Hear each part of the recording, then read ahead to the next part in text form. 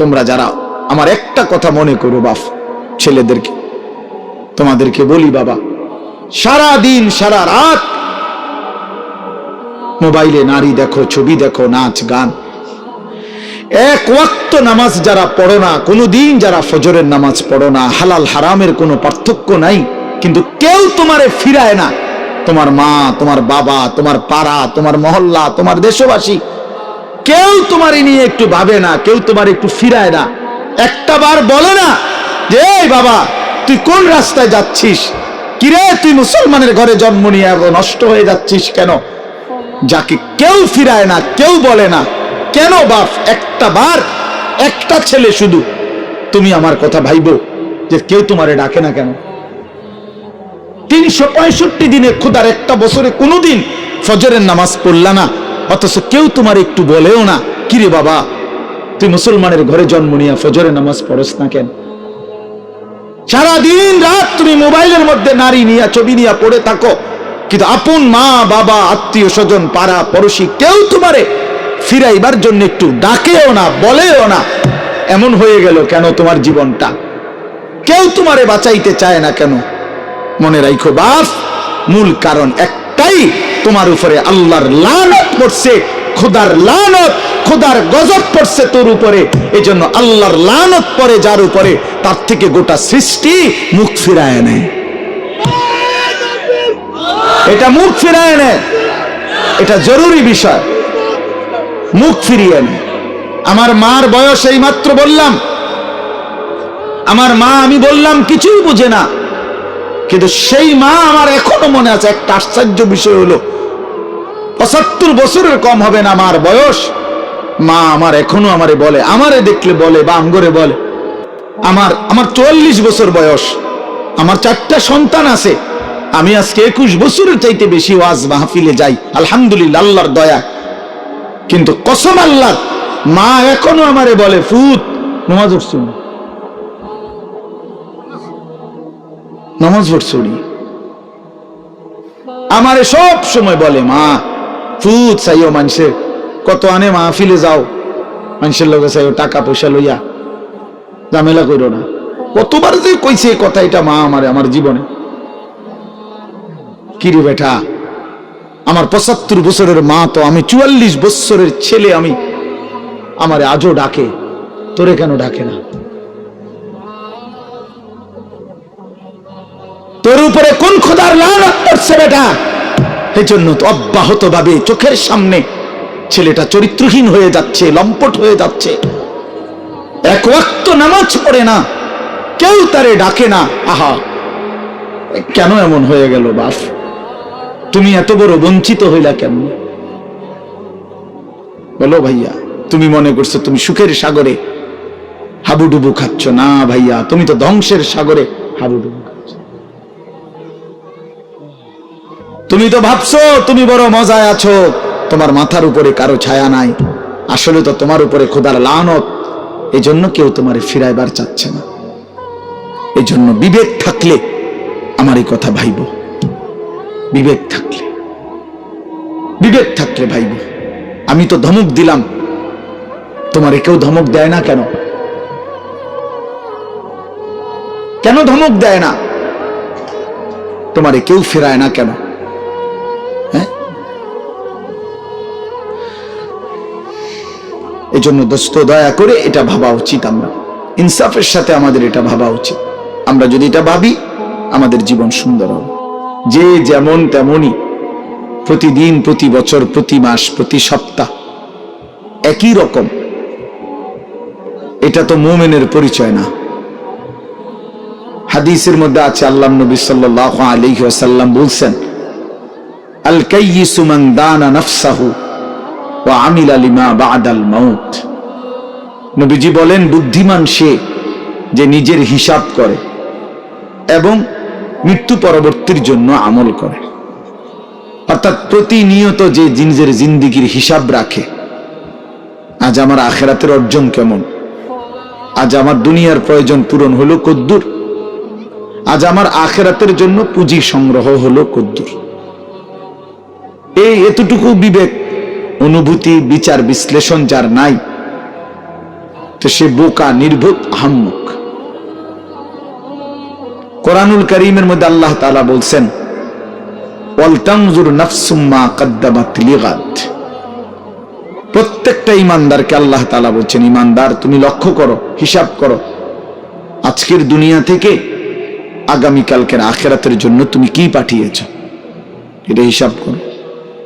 তোমার হিসাব যদি তুমি না করো, কে করবে? নিজের ভালো, নিজের ভাবনা, নিজের বুঝ যদি কারো না বুঝে আসে, কে ভাববে? কে ভাববে? আমাকে নিয়ে ভাববে কে? এই পৃথিবীর সবাই তো ব্যস্ত, সবাই সবার জায়গায় কিছু না কিছু কম বেশি, দরকারি বেদরকারি, প্রয়োজনীয় অপ্রয়োজনীয় কোনো না কোনো কাজে ব্যস্ত। সময় ঠিকই যাচ্ছে, হয় ঘুমে, নয় অবহেলায়, নয় অলসতায়, নয় পরিশ্রমে, একটা না একটা কিছু কইরা সময় তো চলে যাচ্ছে। কার হিসাব কে নিবে? কার জিন্দেগির খবর কে রাখবে? এজন্য বলে যে হাসিবু ক্বাবলা আন তুহাসাবু। আল্লাহ পাক তোমার হিসাব নেওয়ার আগে তুমি নিজের হিসাব নাও, তুমি নিজের হিসাব নাও। এজন্য মনোযোগ জরুরি, মনোযোগ জরুরি। আন্তরিকতা নিয়ে শুনলে ধীরে ধীরে বিবেক জাগে। একদিনে মানুষ বদলায় না, কিন্তু ধীরে ধীরে শুনতে শুনতে একটা সময় জিন্দেগি বদলায়। একটা পাথরের উপরেও যদি ধারাবাহিক পানি পড়ে, বৃষ্টির ফোঁটা, একটা সময় এই শক্ত পাথরের মধ্যে একটু ছিদ্র হয়ে যায়, ডাইবা যায়। তাই আল্লাহর কোরআন, আল্লাহর কথা, আল্লাহর কালাম আমাদের জন্য, নওজোয়ান ভাই, কিশোর ছেলে, তোমাদের জন্য বাবা, সব সময় যদি আল্লাহর কথাকে প্রত্যাখ্যান করো, শুনবা কখন? কোন সময় যদি কোরআন তোমার গায়ে না লাগে, তোমার বিবেকে না লাগে, তো শুনবা কখন ভাই? আল্লাহর কোরআন কি কখনোই তোমার জন্য আগ্রহের বস্তু হবে না? কোন সময় মনোযোগ আসবে না? কোরআন শরীফে আছে, ফাবি আইয়ি হাদিসিন বাদাহু ইউমিনুন। আল্লাহ বলে, বান্দা, কোরআনের চাইতে দামি আর কোন কথা বললে তুমি বিশ্বাস করতে? বলো, এর চাইতে দামি আর কি বলতাম আমি আল্লাহ? আমি আল্লাহ বলেছি, সর্বশ্রেষ্ঠ ফেরেশতা জিব্রাইলের মাধ্যমে পাঠিয়েছি, সর্বশ্রেষ্ঠ রাসূল আমার প্রিয় বন্ধুর কাছে পাঠিয়েছি। 23 বছর আমি আল্লাহ বলছি, 30 পারা কোরআন নাজিল করেছি। এরপরে আর কি বলতাম আমি? কিভাবে বলতাম? এর চাইতে দামি, এর চাইতে শ্রেষ্ঠ আর কোন কথা বললে তুমি মেনে নিতে?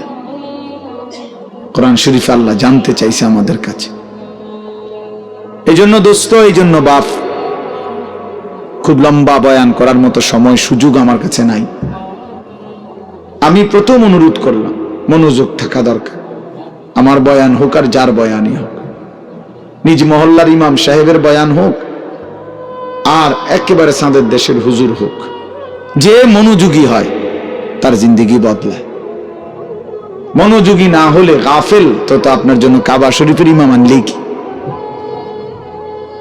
আপনার জন্য মদিনার মসজিদে নববীর ইমাম সাহেব আনলেই কি? আপনার তো সিদ্ধান্ত পরিবর্তন হবেন না। তাইলে পৃথিবীর সবচেয়ে বড় হুজুর আনলেই কি হবে আর না হবে? যে সিদ্ধান্তই নিছে যে আমি ফজরের নামাজ পড়বো না, তো তার জন্য হুজুর বদলাইয়া লাভ কি? যে সিদ্ধান্তই নিছে আমি হালাল খাবো না, আমি সুদ কিস্তি এটা ছাড়বো না, এটা আমার সিদ্ধান্ত, তাইলে তার জন্য হুজুর বদলাইয়া লাভ কি?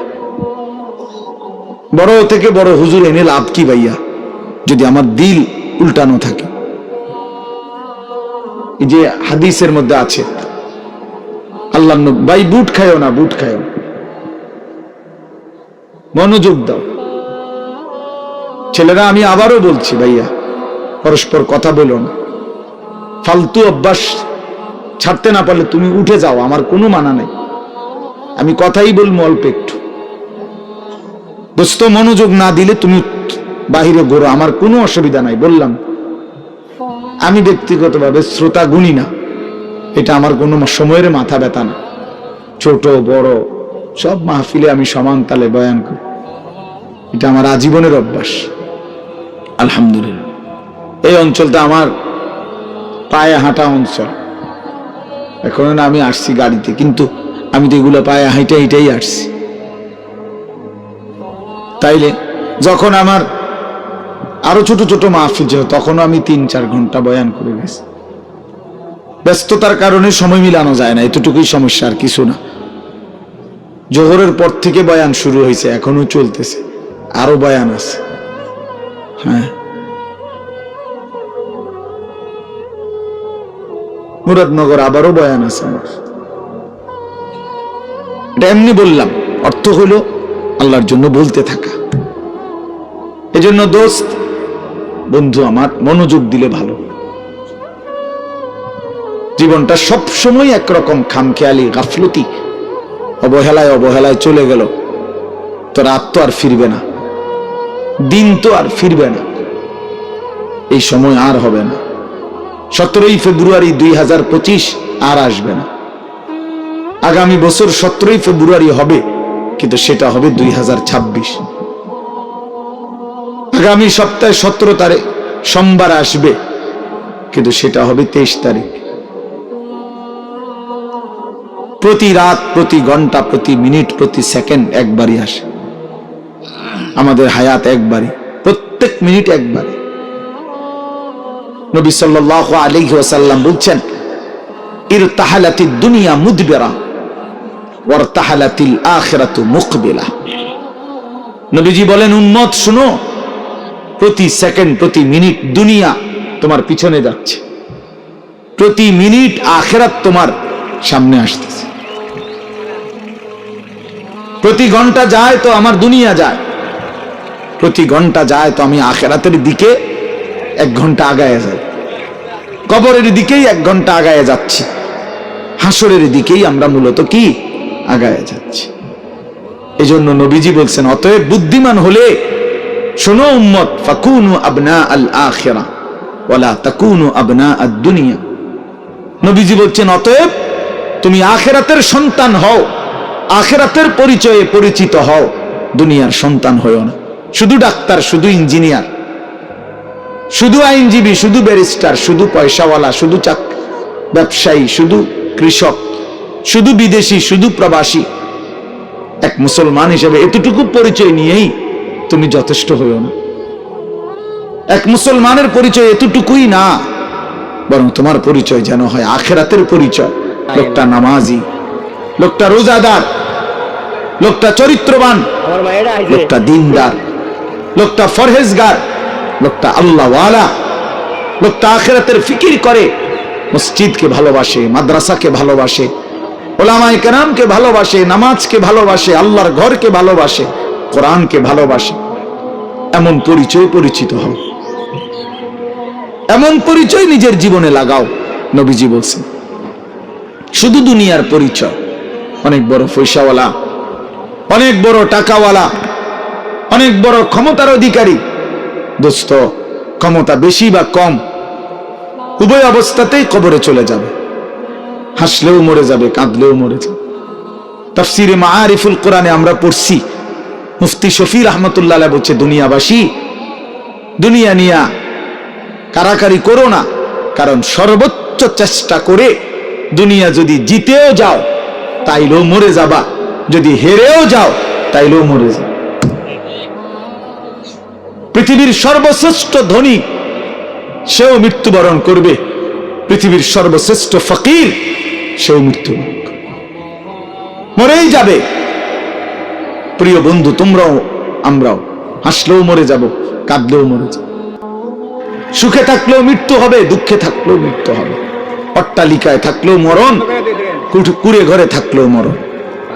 অতএব যেই মৃত্যু আমাকে বরণ করতেই হবে, যেই কবর থেকে আমি আড়াল হওয়ার, পাশ কাটার কোনোই সুরত নাই, অতএব তার জন্য প্রস্তুতি নেওয়া, যেটার মুখোমুখি আমাকে হতেই হবে, তার জন্য প্রিপারেশন নেওয়া, এটাই বুদ্ধিমানের কাজ।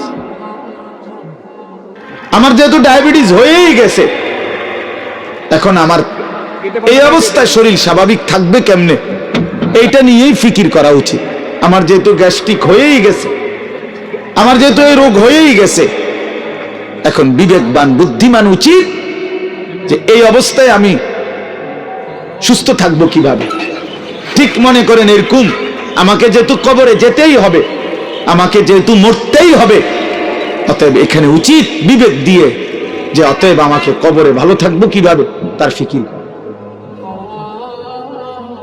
কারণ কোন যুক্তি দিয়ে, পৃথিবীর সর্বশেষ যুক্তি প্রযুক্তি দিয়েও তো আমি কবর থেকে বাঁচতে পারবো না। তাহলে যে সত্য আমাকে গ্রহণ করতেই হবে, যে অমোঘ বিধান আমাকে মেনে নিতেই হবে, তার জন্য প্রিয় ভাই নিজেকে প্রস্তুত করা, ভাবা, কল্পনা করা, এটাই বিবেকের দাবি, এটাই ইনসাফের দাবি। এই জন্য ছেলেদেরকে বললাম, বাবা, কিশোর নওজোয়ান বয়সে তুমি ফিকির করো, তুমি সুস্থ সবল সামর্থ্যবান, শরীর স্বাস্থ্য জীবন যৌবন সব সুস্থ আছে, শক্তি আছে, এই সময়ে যদি কোনো ভাবনা না আসে তো বুড়াকালে কেমনে ভাববা?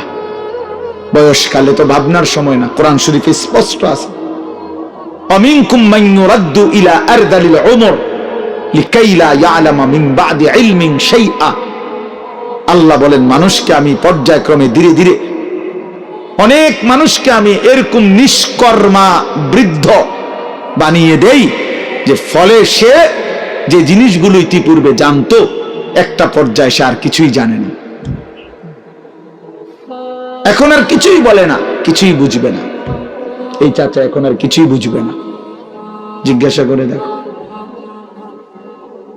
তার আর কোনো অনুভূতি নাই, তার কাছে এখন আর দুনিয়া বরাবর, সবকিছু, হাসিও বরাবর, কান্নাও বরাবর, রাতও বরাবর, দিনও বরাবর, আনন্দও বরাবর, বেদনাও বরাবর। ওনার তো আর সেই ফিলিংসটাই নেই। আমার মারে দেখছি আমি, আজীবন মা কত নামাজ পড়তেন, তিলাওয়াত করতেন, তাসবিহ পড়তেন, 500 দানার তাসবিহ পড়তেন মা। আর মা এখন এত অসুস্থ হয়ে গেছে, বৃদ্ধ, নামাজের কথা কোনো 10 বার 20 বার বললে মানে বুঝে না, কি করবো এটা বুঝে না, অজু করতে কইলে মা বুঝে না। তাহলে আমি তো আমার মায়ের চোখে দেখা সাক্ষী, আমি তো মাকে দেখছি। মা আমার সেই সকাল থেকে রাত পর্যন্ত কত নামাজ পড়তেন, কত কোরআন তিলাওয়াত করতেন। আমার মায়ের সেই জিন্দেগি তো আমি দেখছি ভাইয়া। এই জন্য আমরা, এটাই সত্য, এটাই বাস্তবতা, আমাদেরকে যেতেই হবে। 3 অবস্থার যে কোনো একটা হবেই, হয় একদিন এই শক্ত সামর্থ্য শরীর দুর্বল অসুস্থ হয়ে যাবে, নয়তো বৃদ্ধ হয়ে যাবে, নয়তো তার আগেই কবরে পৌঁছে যাবে। প্রিয় বন্ধু, প্রিয় বাপ, আমাকে এটা বরণ করতেই হবে, আমাকে এটা বরণ করতেই হবে। এজন্য আমি অনুরোধ করছি, ওই দেখেন ওই ছেলে বারবার মোবাইল উঠাই আয়, মানে অসভ্য কিছু ছেলে আছে, অসভ্য, এমন গাদ্দার যে কারো কোনো কথা শুনবেন। হের কথা হইলো যে মানে অনেক ছেলের যে হুজুর আমি এর থেকে ভালো মানুষের কথাই শুনি না, আপনার কথা শুনি না। না, এটাই হাসি না, এটা কলিজা পাথর হওয়া। এমন গাদ্দার যে কোনোভাবেই আমি নিষেধ করলাম। ওই যে ওই আরেক অপদার্থ হাসে, এই দেখছেন, এই যে এখন নামাইলো, এই জিন্দিগি, হে নিজে নিজে হাসে মোবাইলের দিকে। মানে কাকে বলে, কেন বলে, কি জন, আমার এত কিছু, আমি এবং আমার মোবাইল, পৃথিবীতে এরপরে আর কিছু আছে বা নাই এটা আমার জানার বিষয় শেষ। আমি এবং আমার একটা মোবাইল, এটাই রাত, এটাই দিন, এটাই হাসি, এটাই কান্না, এটাই আনন্দ, এটাই বেদনা, খালাস। মোবাইল দেখতে দেখতে ঘুমাচ্ছে, মোবাইল দেখতে দেখতে ঘুম থেকে উঠতেছে, রাত গভীর হয় মোবাইলে, ভোর আলোকিত হয় মোবাইলে। আহা প্রিয় নওজোয়ান, আল্লাহ পাক তাইলে আমাদেরকে জন্য সৃষ্টি করছেন। মাত্র 15,000 টাকা 14,000 টাকা দামের একটা মোবাইলের কাছে হেরে গেলাম। এত সুন্দর জীবন, অনন্তকালের আখিরাত সব ত্যাগ করে দিলাম। কি বন্ধু, চিরস্থায়ী জান্নাত ছেড়ে দিলা, জাহান্নামের জন্য সিদ্ধান্ত নিয়েই নিলা। এই নারী, এই ছবি, এই উলঙ্গ দৃশ্য, এই জিনা, এই ব্যভিচার, খোদার কসম ধীরে ধীরে তোমার জাহান্নামের দিকেই নিয়ে যাবে। নুআল্লিহি মা তাওয়াল্লা ওয়া নুসলিহি জাহান্নাম। আল্লাহ বলছে, যে বান্দা আমার রাসূলের বিরুদ্ধাচরণ করবে এবং আমার ঈমানদার বান্দারা যে পথে চলে তার উল্টো পথে চলবে, আল্লাহ বলেন আমি তাকে সেই উল্টো পথেই চালাবো এবং একদিন সত্যি সত্যি আমি তার জাহান্নামে ফেলে দেব। খোদার কসম, এটা কোরআন শরীফের আয়াত। আমি এই মাত্র বলে আসছি, বলছি তোমরা যারা আমার একটা কথা মনে করো বাপ, ছেলেদেরকে তোমাদেরকে বলি, বাবা সারা দিন সারা রাত মোবাইলে নারী দেখো, ছবি দেখো, নাচ গান, এক ওয়াক্ত নামাজ যারা পড়ো না, কোনোদিন যারা ফজরের নামাজ পড়ো না, হালাল হারামের কোনো পার্থক্য নাই, কিন্তু কেউ তোমারে ফিরায় না। তোমার মা, তোমার বাবা, তোমার পাড়া, তোমার মহল্লা, তোমার দেশবাসী, কেউ তোমারে নিয়ে একটু ভাবে না, কেউ তোমার একটু ফিরায় না। একটা বার বলে না যে এই বাবা তুই কোন রাস্তায় যাচ্ছিস, কিরে তুই মুসলমানের ঘরে জন্ম নিয়ে নষ্ট হয়ে যাচ্ছিস কেন? যাকে কেউ ফিরায় না, কেউ বলে না, কেন বাপ? একটা বার, একটা ছেলে শুধু তুমি আমার কথা ভাইবো যে কেউ তোমারে ডাকে না কেন?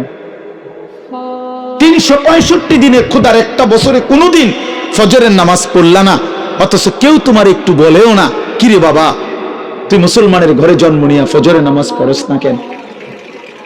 সারাদিন রাত তুমি মোবাইলের মধ্যে নারী নিয়ে, ছবি নিয়ে পড়ে থাকো, কিন্তু আপন মা বাবা, আত্মীয় স্বজন, পাড়া পড়োশি কেউ তোমারে ফিরাইবার জন্য একটু ডাকেও না, বলেও না। এমন হয়ে গেল কেন তোমার জীবনটা? কেউ তোমারে বাঁচাইতে চায় না কেন? মনে রাখো বাপ, মূল কারণ একটাই, তোমার উপরে আল্লাহর লানত পড়ছে, খোদার লানত, খোদার গজব পড়ছে তোর উপরে। এজন্য আল্লাহর লানত পড়ে যার উপরে, তার থেকে গোটা সৃষ্টি মুখ ফিরায় নেয়। এটা মুখ ফিরায় নেয়, এটা জরুরি বিষয়, মুখ ফিরিয়ে নেয়। আমার মার বয়স এই মাত্র বললাম, আমার মা, আমি বললাম কিছুই বুঝে না, কিন্তু সেই মা আমার এখনো মনে আছে। একটা আশ্চর্য বিষয় হলো 75 বছরের কম হবে না আমার বয়স, মা আমার এখনো আমারে বলে, আমারে দেখলে বলে বা আঙ্গরে বলে, আমার 44 বছর বয়স, আমার 4টা সন্তান আছে, আমি আজকে 21 বছরের চাইতে বেশি ওয়াজ মাহফিলে যাই, আলহামদুলিল্লাহ আল্লাহর দয়া। কিন্তু কসম আল্লাহর, মা এখনো আমারে বলে, ফুত নামাজ পড়ছো, নামাজ পড়ছো,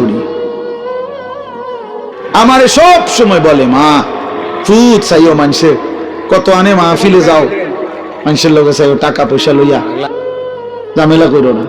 কতবার যে কইছে এই কথা, এটা মা আমারে আমার জীবনে। কিরে বেটা, আমার 75 বছরের মা তো, আমি 44 বছরের ছেলে, আমি আমারে আজও ডাকে, তোরে কেন ডাকে না? তোর উপরে কোন খোদার লানত পড়ছে বেটা? এই জন্য তো অব্যাহত ভাবে চোখের সামনে ছেলেটা চরিত্রহীন হয়ে যাচ্ছে, লম্পট হয়ে যাচ্ছে, এক ওয়াক্ত নামাজ পড়ে না, কেউ তারে ডাকে না। আহা, কেন এমন হয়ে গেল বাপ? তুমি এত বড় বঞ্চিত হইলা কেন? বলো ভাইয়া, তুমি মনে করছো তুমি সুখের সাগরে হাবুডুবু খাচ্ছ? না ভাইয়া, তুমি তো ধ্বংসের সাগরে হাবুডুবু খাচ্ছ। তুমি তো ভাবছো তুমি বড় মজায় আছো, তোমার মাথার উপরে কারো ছায়া নাই, আসলে তো তোমার উপরে খোদার লানত। এই জন্য কেউ তোমারে ফিরাইবার চাচ্ছে না। এই জন্য বিবেক থাকলে আমার এই কথা ভাইব, বিবেক থাকলে, বিবেক থাকলে ভাইব। আমি তো ধমক দিলাম, তোমারে কেউ ধমক দেয় না কেন? কেন ধমক দেয় না? তোমারে কেউ ফেরায় না কেন?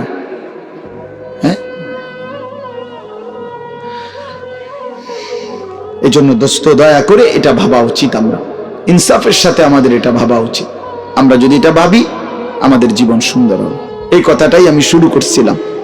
আল কাইয়িসু মান দানা নাফসাহু, নবীজি বলছেন সে বুদ্ধিমান যে নিজের হিসাব করে, ওয়া আমিলা লিমা বাদাল মাউত, এবং মৃত্যু পরবর্তীর জন্য আমল করে। সেভাবে আমি কে, আমারে কে বানাইলো, আমি আসলাম কোত্থেকে, কেন বানাইলো, আত্ম উপলব্ধি, নিজের বিবেক, নিজের জায়গা।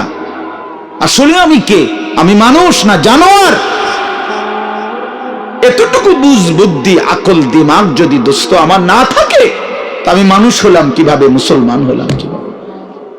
মাসালুল লাযী ইয়াযকুরু রাব্বাহু ওয়াল্লাযী লা ইয়াযকুরু রাব্বাহু মাসালুল হাইয়্যি ওয়াল মাইয়্যিত। নবীজি বলছেন যে আল্লাহকে স্মরণ করে আর যে করে না, এই দুইজনের মধ্যে উদাহরণ হলো একজন জীবিত, একজন মৃত। নাফরমান মুর্দা, ঈমানদার জীবিত। রাসূলুল্লাহ সাল্লাল্লাহু আলাইহি ওয়াসাল্লাম বলছেন, ইন্নাল্লাযী লাইসা ফী জাওফিহি শাইউম মিনাল কুরআন কাল বাইতিল খারিব।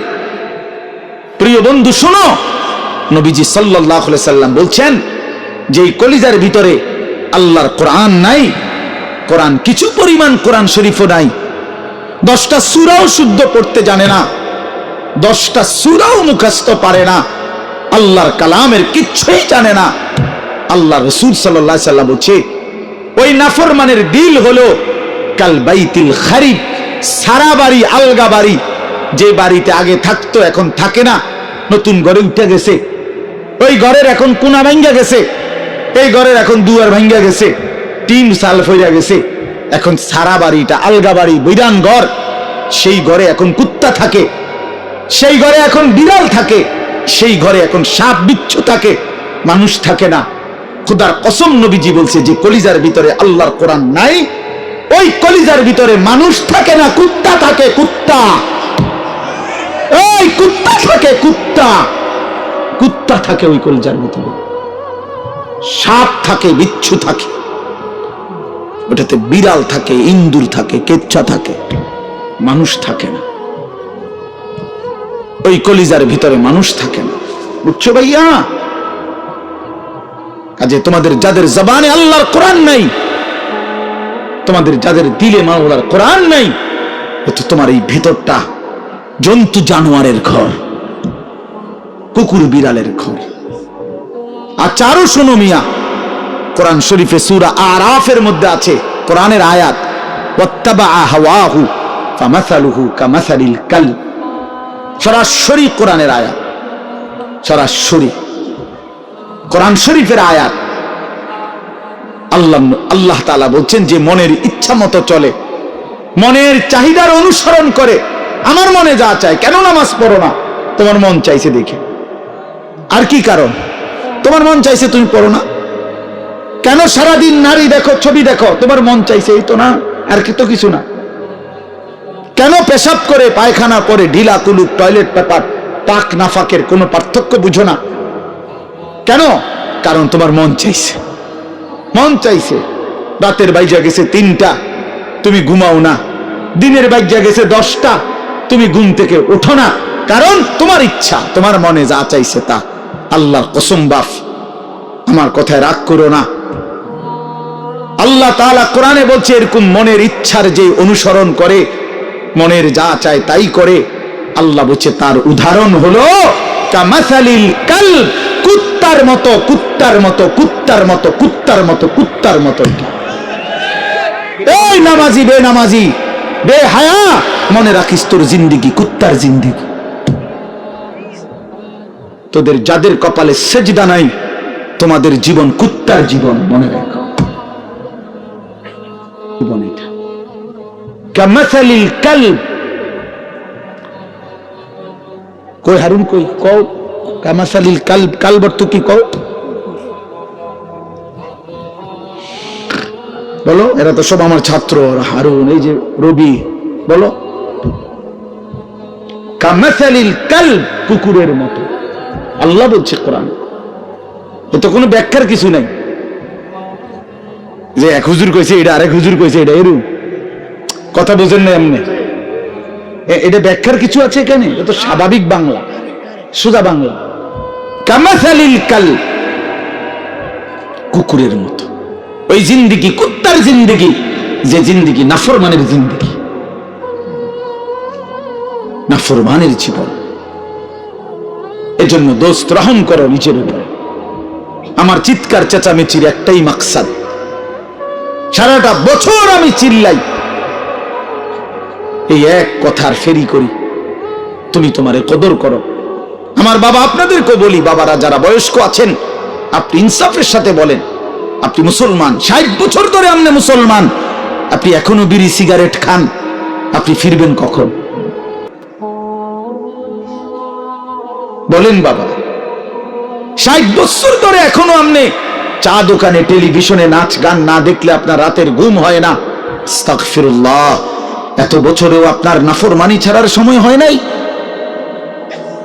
60 বছর বয়সেও মুসলমান গালি দেয়, 60 বছর বয়সেও মুসলমান কিস্তি নেয়, 60 বছর বয়সে মুসলমান সুদ খায়, 60 বছর বয়সে মুসলমান টেলিভিশনে নাচ গান নর্তকীর ছবি দেখে। ছি ছি ছি ছি, এত নির্লজ্জ, এত বেহায়া ইমানদার বুড়া মানুষ হইতে পারে না। এত বেহায়া কোন ইমানদার বুড়া হইতে পারে না বেটা, এটা বুঝা উচিত, এটা ভাবা উচিত। আলাম ইয়ানি লিল্লাযীনা আমানু আন তাখশা কুলুবুহুম লিযিকরিল্লাহ। আল্লাহ বলছে, মুমিন, আমি আল্লাহর ভয়ে তোমার মনটা নরম হওয়ার সময় আজও হয়নি? আমারে ডাকবা না তাইলে? আলাম ইয়ানি লিল্লাযীনা আমানু আন তাখশা কুলুবুহুম লিযিকরিল্লাহ ওয়া মা নাযালা মিনাল হক। রব্বে কারীম বলে, বান্দা, আমার শরণ, আমার জিকির, আমার বন্দিগি, আমার কোরআন পড়বার জন্য তোমার মনটা নরম হওয়ার সময় আজও কি হয়নি? আল্লাহ যেন ডাক দিয়ে বলছে, যুবক, 365 দিন তো হয়ে গেল, একটা বছর চলে গেল, বান্দা কোনদিন ফজরের নামাজ পড়লা না, তাহলে কি বান্দা আর কোনদিন পড়বা না? এই ফয়সালা দিয়ে ফেললা। 30 বছর ধরে সুদ খাও বান্দা, তাহলে কি এই সিদ্ধান্তই নিলা আর কোনদিন ছাড়বা না? 20 বছর ধরে দাড়ি কাটতেছ, তাহলে কি এই ফয়সালাই নিলা যে আর কোনদিন দাড়ি রাখবা না? 20 বছর ধরে ঘরে রঙিন টেলিভিশন চলে, প্রতিদিন নাচ গান নর্তকীর ছবি, তাহলে কি মুমিন ফ্যামিলির জন্য এটাই সিদ্ধান্ত নিয়েছো যে আমি আমার পরিবারকে আল্লাহর নাফরমানির উপরেই রেখে যাব? এটা কি নাফরমানি না? কথা বলেন না? তাইলে আর কোনদিন কি ফিরবা না? আল্লাহ জানতে চাইছে, আল্লাহ জানতে চাইছে, বান্দা, সময় কি আজও হয়নি? আমারে কি ডাকবা না? আমি কি একটা সেজদা পাবো না? আল্লাহ বলেছেন, আমি তো দুনিয়া বাদ দিতে বলি নাই, ওয়ালা তানসা নাসীবাকা মিনাদ দুনিয়া, দুনিয়া ভুলে যেও না। স্ত্রী তো আমি দিয়েছি, সন্তান তো আমি দিয়েছি, এই জীবনে যা উপার্জন করছো তো আমি দিয়েছি।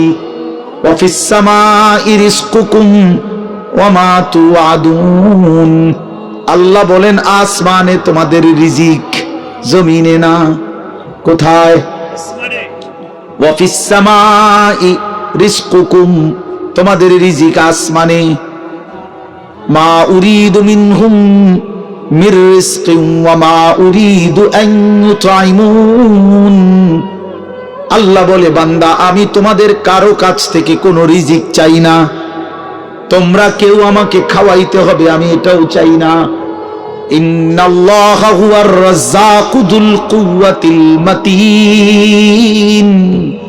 নিশ্চয়ই আল্লাহই হচ্ছেন সুবিশাল ক্ষমতার অধিকারী, রিজিক দাতা। কায়নাতকে তো আমি খাওয়াই, আমারে তো কেউ খাওয়াইতে হয় না। সবার আশ্রয় তো আমি দেই, আমারে তো কেউ আশ্রয় দিতে হয় না, আমি তো সব করি। ওয়া ইন আমসাসকাল্লাহু বিদুররিন ফালা কাশিফা লাহু ইল্লা হু। আল্লাহ বলে, বলো না বান্দা, আমি যদি কাউকে মুসিবতে ফেলি তাইলে সেই মুসিবত থেকে উদ্ধারকারী আমি ছাড়া আছে কে? কে আছে? কে বলে না বাপ? কে? ফালা কাশিফা লাহু ইল্লা হু। আমি ছাড়া উদ্ধারকারী কেউ নাই, কেউ নাই। ওয়া ইন ইউরিদকা বিখাইরিন ফালা রাদ্দা লিফাদলিহি। আল্লাহ বলেন, আর আমি যদি কাউকে কল্যাণ করি, উপকার করি, তাইলে আমার কল্যাণ, আমার উপকার ঠেকায়া দিবে এমনও তো কেউ নাই। কে দিবে আমার ঠেকায়া? আমারে প্রতিহত করবে কে? ওয়া ইন মিন শাইইন ইল্লা ইনদানা খাযাইনুহু ওয়া মা নুনাজ্জিলুহু ইল্লা বিকদারিন মা'লুম। আল্লাহ বলে, বান্দা সব কিছু আমার কাছে আছে ভান্ডারে ভান্ডারে, কিন্তু আমি জমিনে নাজিল করি পরিমাণ মতো করে। একসাথে সব আলু দিয়ে দিলে রাখবা কই? একসাথে 30 বছরের পেঁয়াজ দিয়ে দিলে রাখবা কই? কথা বোঝেন নাই? একসাথে 50 বছরের খাবার দিয়ে দিলে রাখবা কই? আছে তো আমার কাছে সব কিছুর ভান্ডারে ভান্ডার, কিন্তু আমি জমিনে দিয়ে থাকি পরিমাণ মতো করে। বিকাদারিন মা'লুম। ইন্না কুল্লা শাইইন খালাকনাহু বিকাদার। আল্লাহ বলেন, সব কিছু আমি বানিয়েছি পরিমাণ মতো করে। জন্ম নিল কয়জন, কবরে নিলাম কয়জন, আমার হিসাব আছে। কোন সংখ্যা, জনসংখ্যা কোন সময় বেড়ে গিয়ে ক্ষতিগ্রস্ত হবে না, আমি আছি না। বুঝেন নাই কথাটা? কোন বিজ্ঞানী বুদ্ধি দিছে, কোন পাগলে বলছে, সব পাগল মাতাল ছাড়ো, আমি আছি। ওমা মিন দাব্বাতিন ফিল আরদি ইল্লা আলাল্লাহি রিজকুহা। আল্লাহ বলে, যত কিছু জমিনে বিচরণ করে সব কিছুর রিজিকের জিম্মাদারি আমি একাই আমার কাঁধে তুলে নিলাম। সুবহানাল্লাহ। ওয়া ইয়ালামু মুস্তাকাররাহা ওয়া মুস্তাউদাআহা। আল্লাহ বলেন, আমার বান্দা, আমার সৃষ্টি, আমার মাখলুক কখন কোথায় থাকবে, শেষ পর্যন্ত কোথায় দাফন হবে, আমি সব আগের থেকেই জানি, ফয়সালা করে রেখেছি। গতকালকে আমি ছিলাম সিলেট মৌলভীবাজার, আজকে এখানে। এই জিন্দেগি। আল্লাহ বলেন, আমি জানি। কুল্লুম ফি কিতাবিন মুবিন। সব কিছু আমি স্পষ্ট আমলনামার মধ্যে, তাকদীরের মধ্যে লিখে রেখেছি। তাকদীরে সব আগের থেকেই ফয়সালা করা, সব আগের থেকে সিদ্ধান্ত করা। আর রিজকু মাকসুম, রিজিক বন্টন হয়ে আছে। মাথার গাম পায়ে ফেললা, পায়ের গাম যদি আবার মাথাতে উড়ান, বরাদ্দ যে দূরে দূরে। হুদাই লাফান, আরে হুদাই লাফান। বুঝেন নাই? যে পরিশ্রম করে তার আয় বাড়ে, তাইলে তো সব দোকানদারের বেচা কিনা অমান হইতো। একসাথে দোকান খোলে, একসাথে দোকান বন্ধ করে, কামাই সমান না কেন? বুঝেন নাই আমনে কথা? একই স্ট্যান্ডে সবার 30টা সিএনজি এখান থেকেই গেছে, এখান থেকেই আপনার এই সিরিকাইল থেকেই কোম্পানিগঞ্জ, কোম্পানিগঞ্জ থেকেই সিরিকাইল, সবার ইনকাম বরাবর কেন? কেন?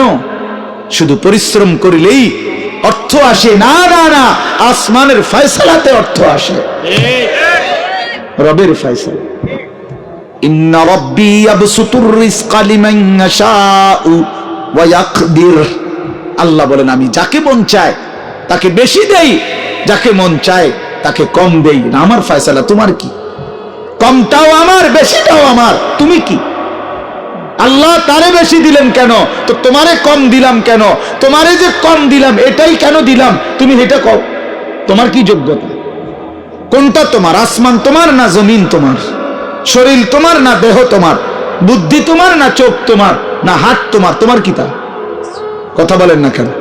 তো সবই আমার, আমি যাকে যা মন চাই তাই দেব। তুমি কি? তুমি এর মতামত দিবার অধিকার আছে নি আমার? তাইলে এই জন্য বাপ, বন্ধু আমার, দোস্ত আমার, সাথী আমার, সবাইরে বলি ভাইয়া, জিন্দিগির হিসাব করেন। এটাই আমার মূল বক্তব্য। আর একটু নড়ে চড়ে ঘুরে দাঁড়ান। ছেলেরা, বাপ, ফিরে আসো তুমি আল্লাহর দিকে, কোরআনের দিকে, নামাজের দিকে, সেজদার দিকে। এই কপাল পৃথিবীর কোনো কামাইতে লাগে না। খেয়াল করে দেখেন, উপার্জনের পৃথিবীতে মানুষ দেশে থাকুক আর বিদেশ থাকুক, চাকরি করুক আর ব্যবসায়ী করুক, ক্ষেত খামারে কাম করুক আর দিন মজুরি করুক, মাড়ি কাটুক আর যাই করুক, কপাল কোনো কামে লাগায় না। বুঝো না হিসাব না? কপাল কি লাগায় না? কোন কাজে লাগায় না। কপাল শুধুই সেজদার জন্য, কপাল শুধুই সেজদার জন্য, শুধুই সেজদার জন্য। মাস, সেই মাসের নাম রমজান মাস। এই কারণে রমজান এত দামি। রমজানের আমার শায়েখ আল্লামা মুফতি মুশতাকুন নবী সাহেব বলে, রমজানের প্রতি ঘন্টা, মিনিট, সেকেন্ড, এক একটা মুহূর্ত যেন হীরা মণি মুক্তার মতো, হীরা মণি মুক্তার মতো। আল্লাহ তাআলা এমন ভাবে এটাকে, যেমন এই প্যান্ডেলটা আপনারা আলাদাভাবে সুন্দর করে চারদিকে কি চমৎকার করে সাজাইছেন, চারিদিকে এটাকে সুন্দর করে একটা সাজানো প্যান্ডেল। রমজানকে যেন আল্লাহ তাআলা এভাবে সাজাইছেন। আল্লাহ নিজের হাতে রমজান সাজাইছেন। আল্লাহ বলে, বান্দা শোনো, আমি রমজানকে কেমনে সাজাইলাম। 1, পুরা মাস রোজা। 2, প্রতিদিন ইফতার। 3, প্রতিদিন সাহারি। 4, প্রতিদিন 20 রাকাত তারাবি। 5, শেষ দশকে এতেকাফ। 6, শেষ দশকের বেজর রাত্রিতে শবে কদর। এরপরে 7, একটা নফল একটা ফরজের সমান। 8, একটা ফরজ 70টা ফরজের সমান। 9, প্রথম দশক রহমত। 10, মাঝখানের দশক মাগফিরাত। 11, শেষ দশক জাহান্নাম থেকে মুক্তি। আল্লাহ বলেন, জান্নাতের দরজা খুলে দিলাম, জাহান্নামের দরজা বন্ধ করে দিলাম, সমস্ত শয়তানগুলোকে শেকলে বন্দী করে দিলাম, চারিদিক দিয়া গোলাইয়া সব গুছাইয়া, বান্দা রাস্তা কেবল একটাই খোলা, দরজা কেবল একটাই খোলা। পুরা রমজান রাতে আসো, দিনে আসো, দুপুরে আসো, শুধু আমার গোলামি করবা, গুনাহ ছেড়ে দিবা, আর একটা দরজা দিয়েই সবাই ঢুকবা। শুধুই জান্নাত, শুধুই জান্নাত, শুধুই জান্নাত, শুধুই জান্নাত। কারণ দরজা তো খোলা একটাই, জান্নাতের দরজা, জাহান্নামের দরজা বন্ধ। এই মাসে আমি কোনো দিকে দেব না, শুধু জান্নাত দেব, শুধু জান্নাত, শুধু জান্নাত। এজন্য বাপ, মহান আল্লাহ পাক রব্বুল আলামিন বলছেন, রমজান আমি কোরআন নাজিলের মাস। আমার শায়েখ বলে, আল্লামা মুফতি মুশতাকুন নবী সাহেব বড় সুন্দর বলছে হুজুরে, যে শুনেন, আল্লাহ তাআলা রমজানকে বলছেন কোরআন নাজিলের মাস, এজন্য দামি বানাই দিছেন রমজান। একটাবার চিন্তা করে দেখেন, প্রত্যেক রমজানে কোরআন নাজিল হয় না। রমজান নির্দিষ্ট একটি রমজানে না কোরআন নাজিল হয়েছে, কথা বুঝছেন না?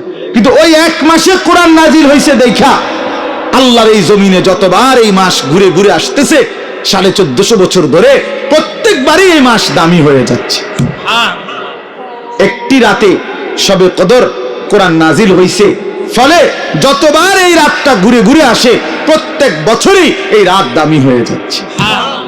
অতএব কোরআনুল কারীম এক রাত্রিতে নাজিল হইছে, এজন্য প্রত্যেকবারই ওই রাত্রি দামি।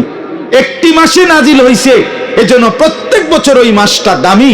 এজন্য যে ইমানদার কোরআনকে বুকে আগলায় নিছে, কোরআনকে নিজের জীবনে গ্রহণ করে নিছে, রমজানকে আপন করে নিছে, খোদার কসম রব্বে কারীম তাকেও সারা বছর, সারা জিন্দেগি দামি বানায় দিছে, দামি বানায় দিছে। এজন্য রমজান মাসের নাম কি? রমজান। রমজান উচ্চারণ করেছেন যিনি এই মাসের নাম, তিনি রহমান, আর তিনি নাজিল করেছেন কোরআন। এটা গ্রহণ করেছে যে, সে হলো মুসলমান। দিয়েছেন যিনি, তিনি রহমান। যিনি দিয়েছেন তিনি রহমান।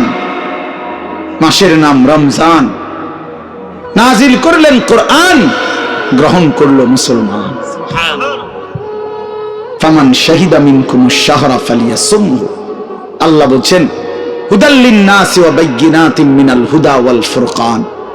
আল্লাহ বলছে, বান্দা আমি এমন কোরআন নাজিল করেছি যে কোরআন গোটা বিশ্ব মানবতার হেদায়েত, এবং সব কথা স্পষ্ট, বাইয়িনাত, কোন কথা, কোন শব্দ, কোন বাক্য, কোন ব্যাখ্যা বিশ্লেষণ অস্পষ্ট, অগোছালো, অপূর্ণাঙ্গ কোরআনে নাই।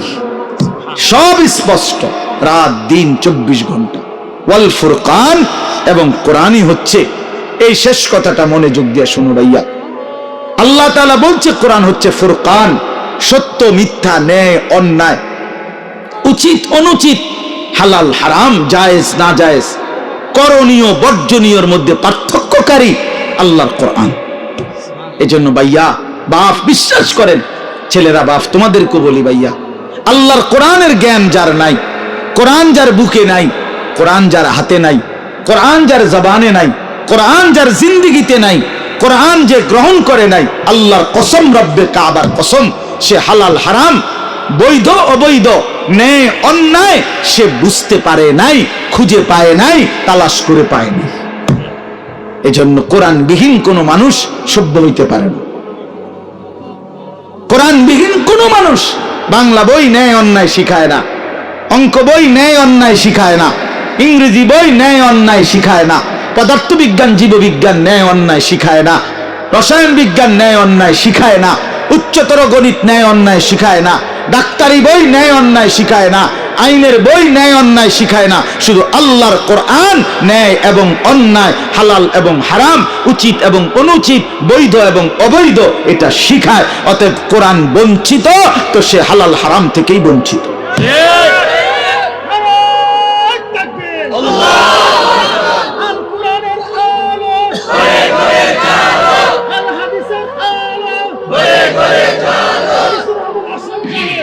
অতএব এটা ফিকির করা চাই, এটা পার্থক্যকারী জ্ঞান।